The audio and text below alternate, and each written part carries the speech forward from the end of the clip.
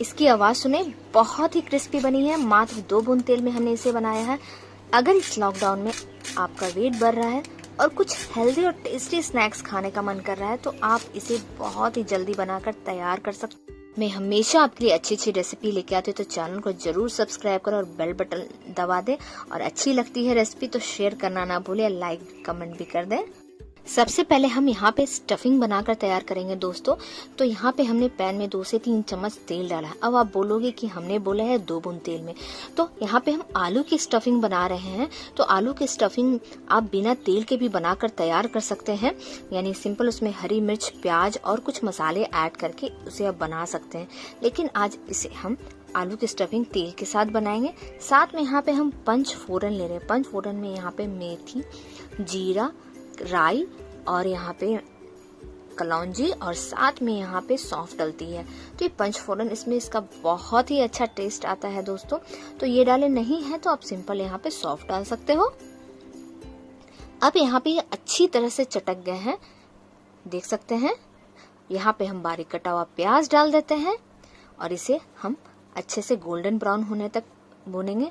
अगर आपके पास कुछ सब्जियां हैं तो यहाँ पे आप शिमला मिर्च, गाजर, बीन्स ये सब डाल सकते हो, मटर डाल सकते हो। तो इन सभी को हम अच्छे से यहाँ पे भूनेंगे। पहले प्याज को भूनने देते हैं, थोड़े से इसमें हम शिमला मिर्च है मेरे पास उसे भी डालेंगे और गाजर है, गाजर को हम सबसे लास्ट में डालेंगे क्योंकि उसकी न्यूट्रिशन वैल्यू हम खोना नहीं चाहते हैं, इसलिए गाजर को हम लास्ट में डालेंगे। तो पूरा वीडियो अंत तक देखेंगे, बहुत इंटरेस्टिंग। इसकी स्टफिंग जो है ना बहुत इंटरेस्टिंग मैं बना रही हूँ। तो ये देखिए थोड़ी सी शिमला मिर्च हम इसमें ऐड करेंगे, बहुत ही चटपटा। ये तो सिंपल आलू का स्टफिंग मैं बनाकर रेडी करूंगी। जब स्टफिंग जो फिल करूंगी तो उसमें चटपटा एक तड़का लगाऊंगी, तो आप जरूर उसे देखें, लास्ट तक वीडियो देखें। अब यहाँ पे शिमला मिर्च और प्याज अच्छी तरह से यहाँ पे भुनकर तैयार हो गया। अब इसमें कुछ मसाले ऐड कर देते हैं, जैसे हल्दी हमने डाला है 1/4 और साथ में यहाँ पे हम धनिया डाल देते हैं। तो धनिया की क्वांटिटी ज्यादा रखें, आधी चम्मच। और साथ में यहाँ पे लाल मिर्च का पाउडर डाल देते हैं, अगर हरी मिर्च है तो वो भी डालें। तो ये जो मसाले हम ऐड कर रहे हैं ना, तो आप सिर्फ सिंपल आलू में इस तरह से डाल सकते हैं और उसे मिक्स कर सकते हैं, तो वो बिना तेल का आपका स्टफिंग बनाकर तैयार हो जाएगा। तो ये देखिए मसाले अच्छी तरह से यहाँ पे भुन चुके हैं। अब यहाँ पे मेरे पास 3 बॉइल्ड आलू हैं, उबले हुए आलू। इसे मैंने रफली इसी तरह से मैश कर लिया, कद्दूकस बिल्कुल भी नहीं किया है। अब यहाँ पे हम अच्छी तरह से मीडियम टू हाई फ्लेम पे इसे अच्छी तरह से भूनेंगे। आलू को अच्छी तरह से भूनना बहुत ही जरूरी है, तभी इसमें टेस्ट आएगा। तो ये देखिए इसे अच्छी तरह से भुने। अभी इसमें हमने नमक नहीं डाला है। अब यहाँ पे हम स्वाद अनुसार नमक डाल देते हैं। जी हाँ, नमक हमने डाल दिया है। आप चाहें तो यहाँ पे गरम मसाला डाल सकते हैं, नहीं तो भुना हुआ जीरा का पाउडर डाल सकते हैं, तो मैं वही डालने वाली हूँ। तो यहाँ पे हम चाट मसाला डालने वाले हैं। अगर चाट मसाला नहीं है आपके पास तो आप इसमें नींबू का रस डाल सकते हैं, चाहे इमली के पल्प डाल सकते हैं थोड़ी सी खटाई के लिए। तो आधी चम्मच से कम हमने चाट मसाला डाला है। साथ में गरम मसाला डाल देते हैं 1/4 चम्मच। तो इसे हम मिक्स कर देंगे। और यहाँ पे हम गाजर ले रहे हैं, तो गाजर तो हम डालना भूल गए थे ना दोस्तों, तो भूल नहीं गए थे, इसे हम लास्ट में डालने वाले थे। तो 2 से 3 चम्मच कद्दूकस किया हुआ गाजर डाल देते हैं, बहुत ही अच्छा टेस्ट आएगा। नहीं है तो आप सिंपल जो आलू का मिक्सर बनते हैं उसे बनाकर तैयार कर सकते हैं। तो मैं आपको बहुत सारे ऑप्शन बता चुकी हूँ, तो आप उस तरह से रेडी कर सकते हैं। तो अच्छे तरह से भून गए हैं हमारे ये आलू। अभी हमारा रेडी है, ठंडा होने देते हैं। आलू का मिक्सचर तो हमारा तैयार हो गया। यहाँ पे हमने ब्रेड लिया है, तो ब्रेड हमने यहाँ पे बड़े स्लाइस वाला ब्रेड लिया है, देख सकते हैं आप।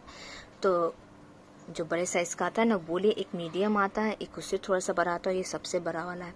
तो ये मैंने सबसे बड़ा वाला लिया है। तो 5 से 6 ब्रेड स्लाइस निकाल लेते हैं।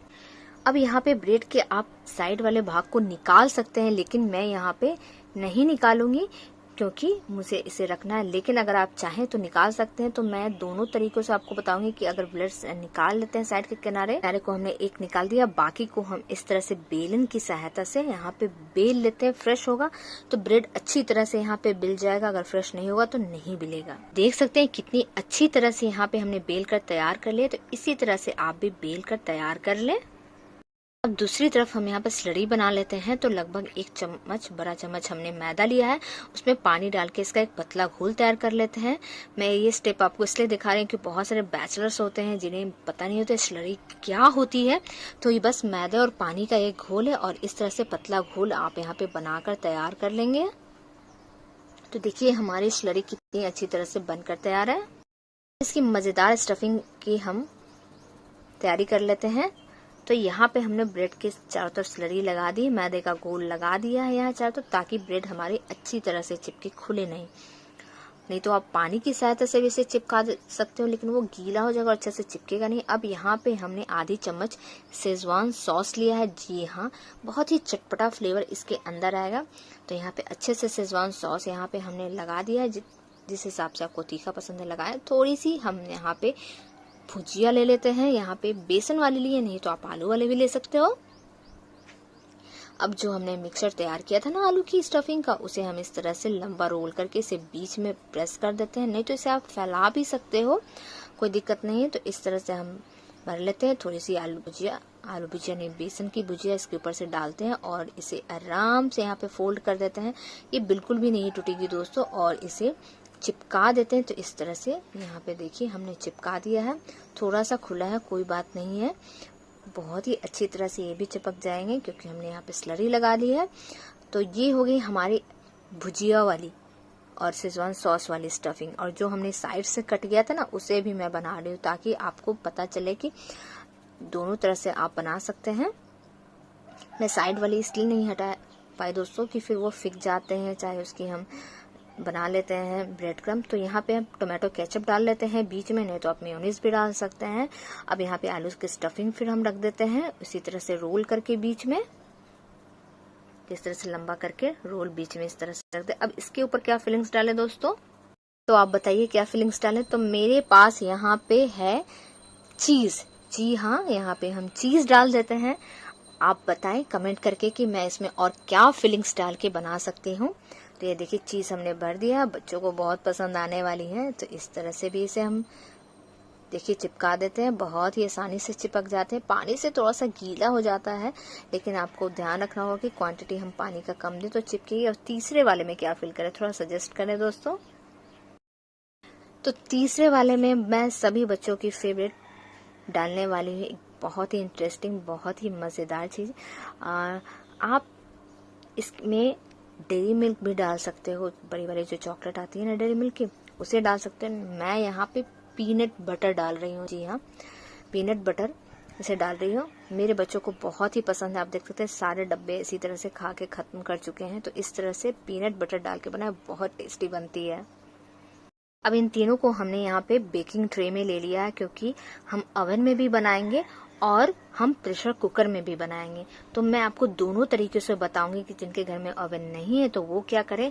और इसे ओवन के लिए हम यहाँ पे तेल से ग्रीस कर रहे हैं, तो बहुत ही कम मात्रा में लगता है। अगर आपको इसमें भी तेल नहीं खाना है तो आप सिंपल दूध से इसे ब्रश कर दें। सिंपल दूध ले लें और उसे ब्रश कर दें, बहुत ही अच्छा कलर आएगा। और नहीं, वो दूध भी नहीं लेना चाहे तो आप सिंपल इसी तरह से बेक कर दें। तो कन्वेक्शन मोड पे इसे हम 200 डिग्री पे करेंगे। कन्वेक्शन मोड पे 200 डिग्री सेल्सियस पे इसे अच्छी तरह से कुक कर लें। दूसरी तरफ हमने यहाँ पे प्रेशर कुकर में बनाया है। आप देख सकते हैं प्रेशर कुकर में कितनी अच्छी तरह से यहाँ पे ये ब्राउन कलर इसका आ गया, कुक हो गया है। और इसमें पलटने की भी जरूरत नहीं पड़ती है दोस्तों, लेकिन ओवन में आपको पलटना पड़ेगा। यानी एक तरफ से अगर हो गई है तो दूसरी तरफ से करें। और यहाँ पे मैंने ढक्कन में सीटी और यहाँ पे इसका रबर निकाल दिया है।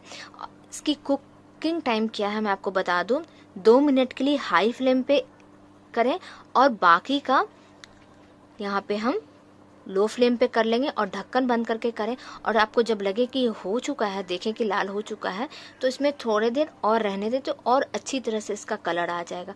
और मैं दिखा दूँ, इस प्लेट के नीचे मैंने यहाँ स्टैंड रखा है।